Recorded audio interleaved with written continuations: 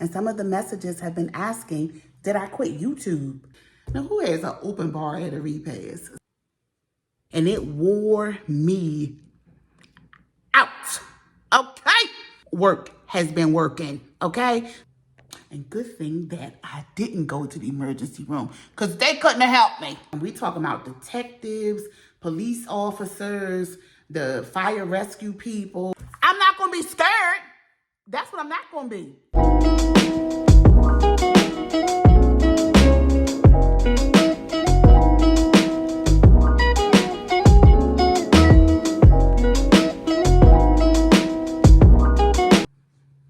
Hi everyone, I know I haven't been around and people have been asking about me and I've been getting messages and some of the messages have been asking, did I quit YouTube?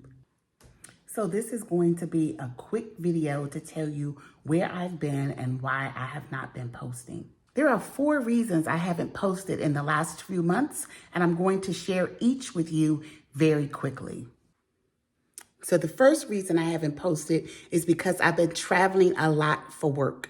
Most people know, I've shared on this platform before, that I work for a pharmaceutical company and work has been particularly busy. I was moved out of my company's oncology department into our infectious disease department. The infectious disease department works, of course, with vaccines. And so I've been doing a lot of vaccine work since 2020. We've been heavy on vaccine work with COVID, the flu, and also with RSV. So that's enough about what I do in terms of the work that I do. But here is why it's been keeping me really busy. I went from having 2 sites. One week I went to Miami, the next week I went to Charleston, and I did that, Miami, Charleston. I've been doing that for over a year. Well, in late July, early August, I was assigned to 8 sites, 8. So that meant each month I was traveling to 8 different places rather than just 2 places, which meant I was going to more than 1 city in a given week. And it wore me out, okay? So 8 cities that spanned from upstate New York all the way down to Florida because I still kept my site in Charleston and my site in Miami. So I'm going to share with you the sites that I was going to, and then that's it. Work has been working, okay? I'll share with you the cities that I've been going to, and then I'll move on to reason number 2 that I haven't been posting on YouTube. I had 3 sites that I've was going to in South Carolina. So in addition to Charleston, I also had to go to Anderson, South Carolina, and Gaffney, South Carolina. Now, Anderson is 3 hours away from Charleston. So even though these 3 cities are all in the same state, there was still a lot of travel. And there is not a direct flight from Anderson to Charleston. So, yeah, it was a lot. And then I was in the Northeast, so I had Rochester, Cincinnati, and Boston. And then in the South, I had Miami and Norfolk. I was also asked, like, can you go to Minnesota, New Orleans? And it was like, oh, it'd be nice to go to Minnesota because I wanted to see the Vikings play. I want to get weird myself out to go see the Vikings play because I had to remind myself it wouldn't be vacation. You'll be going for work. So, no. If a place is outside of my region, I don't have to go. So, no. I'm not going to Minnesota. So, of course, I love going to New Orleans. I've posted my New Orleans work trips on this channel before, but I didn't feel like it. So I said no to that as well. And you just heard in October and again in November, I took 1 week vacations, in 1 week, which meant I had just from 3 weeks Rochester to go to 8 Cincinnati, different cities and then have to rather get than down 4 to Norfolk. weeks.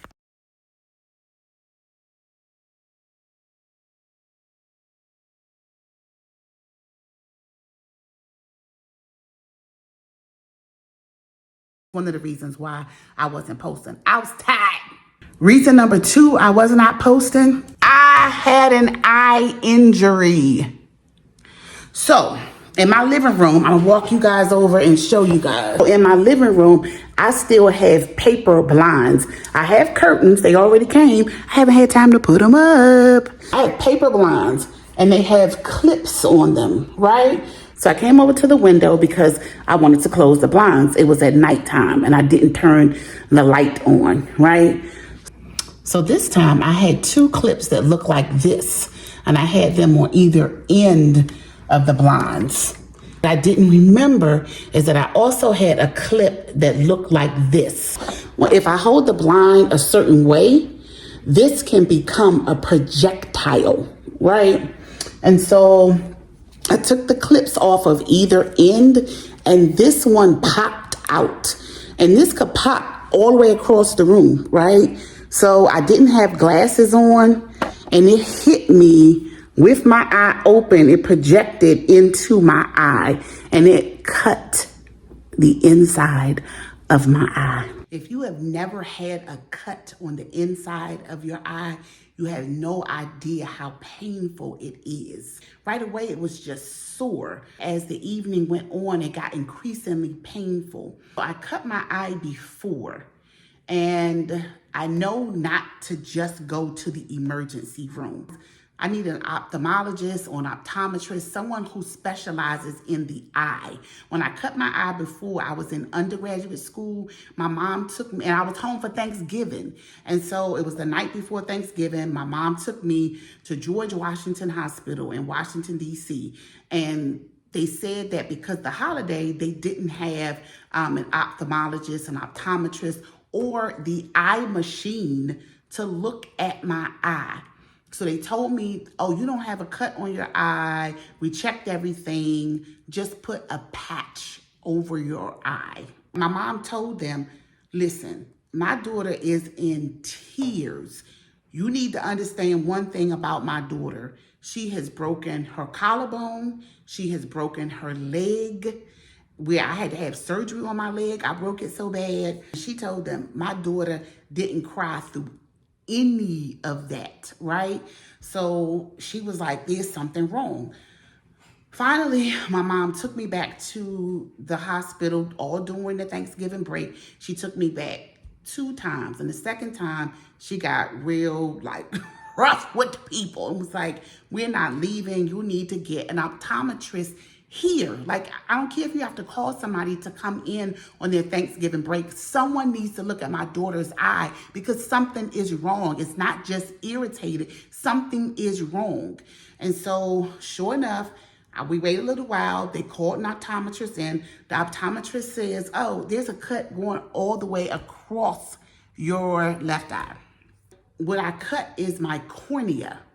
Well, it's very painful when your cornea is cut. So what I have to do is literally be in the dark at all times. So when I cut my eye the first time, school was out. I didn't go back to school. I was home for Thanksgiving. I didn't go. By the time I went back to classes, it was almost Christmas time. It was almost time for Christmas break. So I was down for a good 2.5 weeks. So this time, I was not going to the emergency room. I called an optom about 4 o'clock in the morning. It was so painful. I was in pain where it was like I'm crying out in pain. Also, what was causing me to be a bit anxious is because I'm in a new city. I don't have a doctor here. I didn't know where to go, what to do, whatever.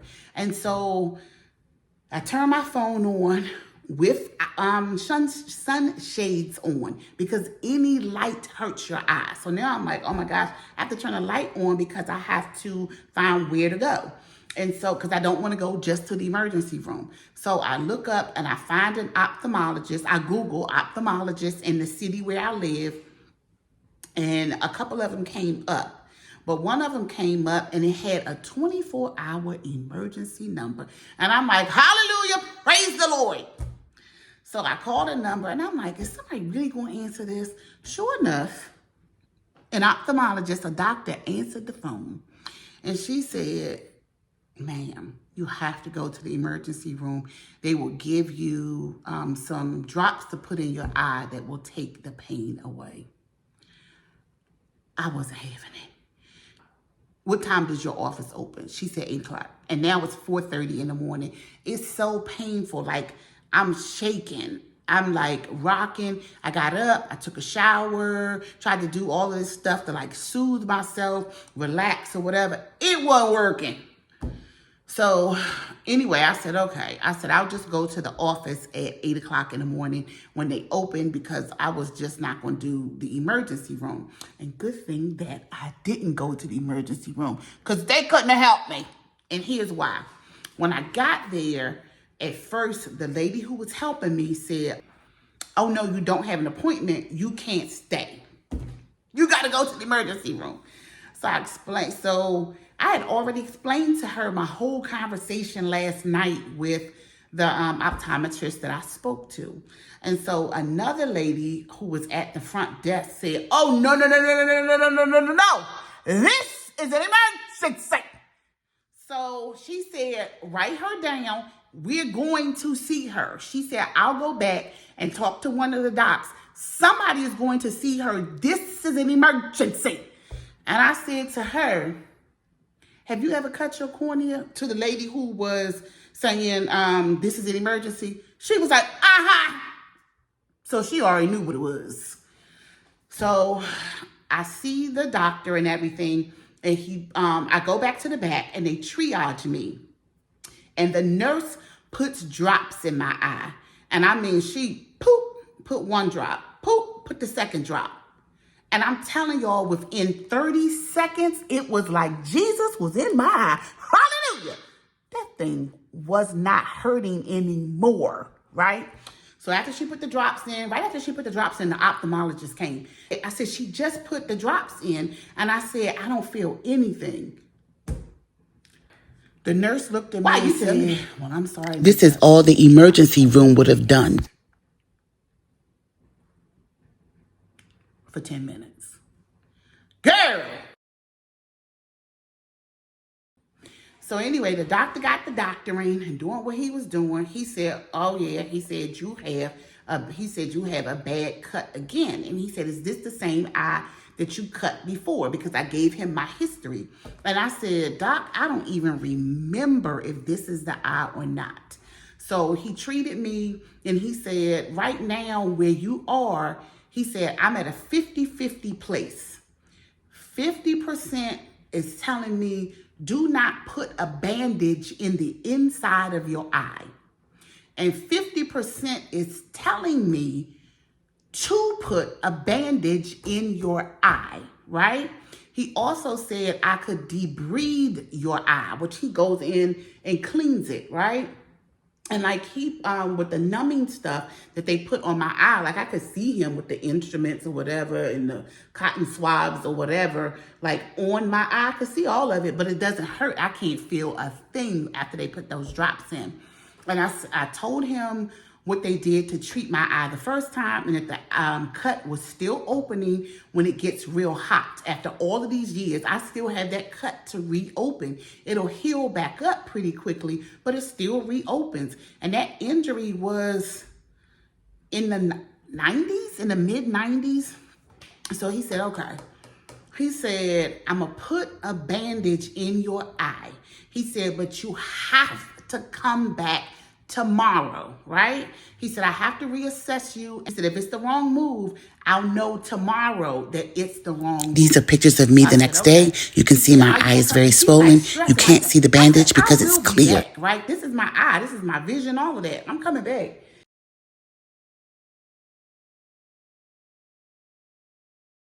So he went ahead and put the bandage on the inside of my eye. I went back the next day, and I'm not being dramatic regarding his response. He hooked me all up, put me on a machine, and he said, oh my goodness. And so I'm like, what? You know, because I'm like a little bit startled. And he said, I'm sorry. He said, I've never seen one of these heal that quickly. I was like, praise God. So he said, I'm going to leave that bandage in your eye for a week. So he did that. I had to take all of these. I was on so much medication, right? And all of the medication went in my eye. So I had to do 7 different times during the day. I had to put something in my eye, and then I had to put something in my eye before I went to bed. So these 3 things are prescription. This one is over the counter, but it was $22, which was fine. I don't care how much it was. I was going to get it to treat my eye. But this one alone, I had to use for an entire month.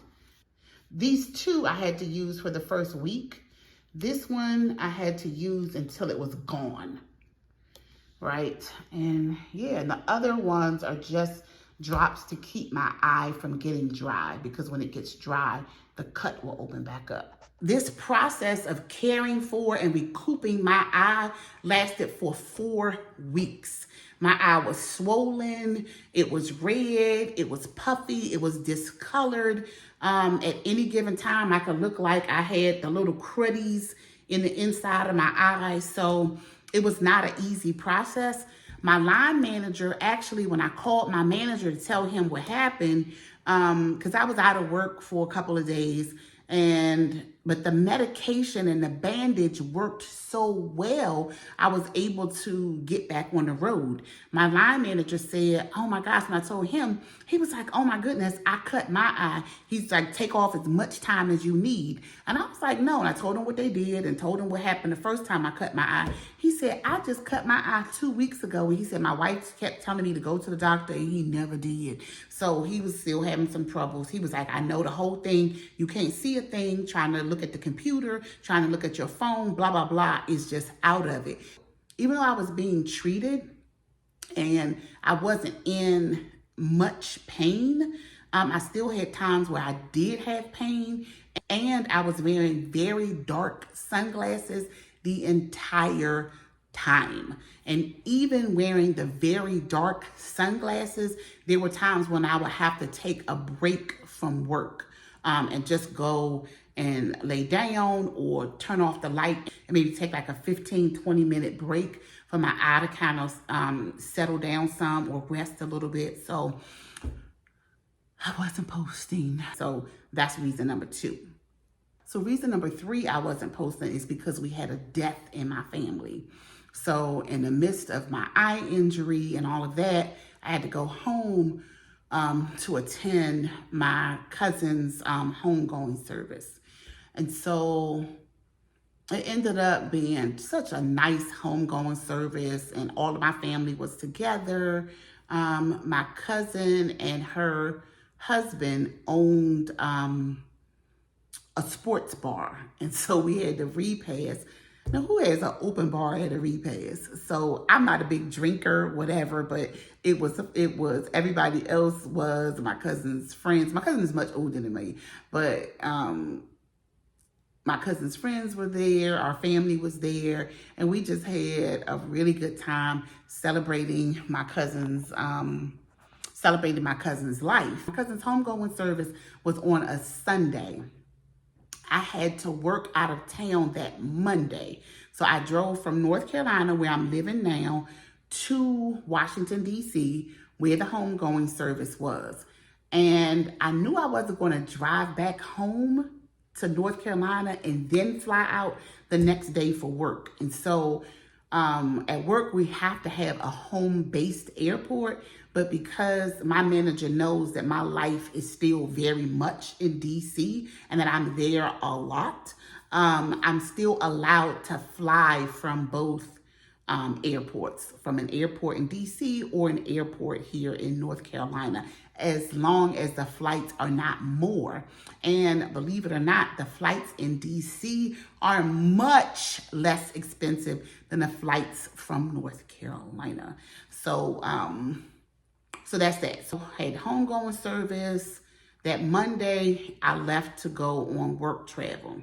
That Tuesday, I'm on site, and usually I don't answer my phone when I'm working. I just don't, because I'm so busy when I'm at work. This time, for whatever reason, I picked up the phone, and I immediately, nobody said a word, But I immediately knew that something was not right. And I'm getting ready to cry just thinking about it. And my heart started. And I looked at the phone again to see, like, whose number is this calling me? Because I really didn't register it first. And I saw that it was my twin sister's number. And she said, I saw the car sitting there. And I saw two guys walking away. And one of them kept pointing his finger. It was like he was pointing his finger at the third person. And then she said, I realized that the third person, okay, my sister was driving up to this situation. And then she said the two guys were backing away. And she realized the third person was bent over as if trying to brace, right? Trying to brace their body. And then she said, I realized who the third person was. And she said, I knew something wasn't right, but I couldn't figure out what was going on. The two people get in the car and she's like, I'm going to follow this car so I can find out who these people are. Then she looked at the third person again and sees blood pouring from the face of the third person. So she does not go after the car to see who was in the car or to get the tag number, the license plate of the car. 2 days after the funeral, another person, right? And I'm leaving out who the person was because there's an investigation still going on. Robbery. So when my sister was saying somebody was pointing at the other person, that wasn't a point with a finger. She was a block away, right? At a traffic light. Wasn't just a pointing of a finger. That was a gun. Two men had gotten out of a car at 10:30 in the morning and pistol whipped somebody. So my sister called me, my twin sister called me. I said, did you call my oldest sister? And she said, I called her. She didn't answer the phone. Now, let me tell y'all this. Big sis ain't leaving work for nobody. I don't care what the situation is. She's not leaving work for anyone, right? She didn't leave work for mom. She didn't leave work. I talked about my mom being sick, passing away when she was 89 last year. I talked about my aunt being sick, passed away at 90 years old 2 years ago. Big sis ain't leaving work for nobody. That's just the way it is. This is police, ambulance, everything, right? I could hear everything coming or whatever. And I said, well, what's going on? What's the injuries? And she's like, my sister is like, you know, gotta have an MRI, gotta have a CAT scan, all of this. The person is like dazed, beat, right? Pistol whipped, blood coming from everywhere. My sister's like, I don't want to be dramatic, right? But the person's face was split open in multiple places. And so when I called my big sis, I said, call my twin. And she's like, what happened? I said, just call her and ask her. Cause I'm like, I'm trying to figure out like, what's the next move or whatever. So I just said, call twin. So big sis left work. I mean, it was so bad. My big sister left work, and we talking about detectives, police officers, the fire rescue people. It was just a hot mess, right? That really shook me up. And so when I went back to DC, I was like, guess what? I'm not getting ready to be scared. You're not getting ready to scare me from doing what I got to do. I'm not going to live in fear. Also, this is the thing. I know I have to be cautious, but I'm not going to be afraid. I'm not going to be scared. That's what I'm not going to be. Each of these times when all of this is going on, I was still recording video and doing things so that I can make and post videos. I just wasn't getting to do them because life was lifing. So between the work travel, the eye injury, doing the eye injury, I wasn't recording, but doing work travel, I was recording, and I'm doing my cousin's service, and being with my family during that time, I was recording. But like as soon as I would record something, something else would happen to keep me from editing and posting the video. So that was reason number 3 with the death in my family, and reason number 4 with the assault. But the good news is that the person who was assaulted is okay. It's still under investigation. And actually, I don't have an update yet because it involved like major stitching up of the person's face. Like, I don't know, I've had a cut or an injury where I had like 7 stitches. I've had surgery where I had maybe 11 stitches, right, for a surgery. This was 40-something stitches, 30-something stitches, 18 like, it was bad. And going home, not being able to see because you have both eyes patched. So it was a lot. It was a lot, and really shook my family up. Again, we are still going through it, still under investigation. So you guys just pray for the person. All right, pray for the person. The DMV butterfly is talking about. God knows who I'm saying. That shook me up, shook my family up, and we are still working through it. So, back to today. Presently, I posted 2 videos last week for Vlogmas, and I will be posting this video that I'm recording today, which is the day after Christmas. My goal was to post at least 12 videos for Vlogmas, but I made this goal like a couple of days before Christmas, so I haven't hit it. I only posted 2, but I know it's the 26th of December, but I'm going to try to put up the other 10 videos before the end of the year. I have not quit YouTube. So between work, my eye injury, my cousin's death, and the assault that happened 2 days after my cousin's death, I was not recording. But baby, I'm back. If you have not subscribed to my channel already, please subscribe. Have an awesome rest of the year. Let's get ready for 2024. Let's go. This is DMV Butterfly, and I'm out for now.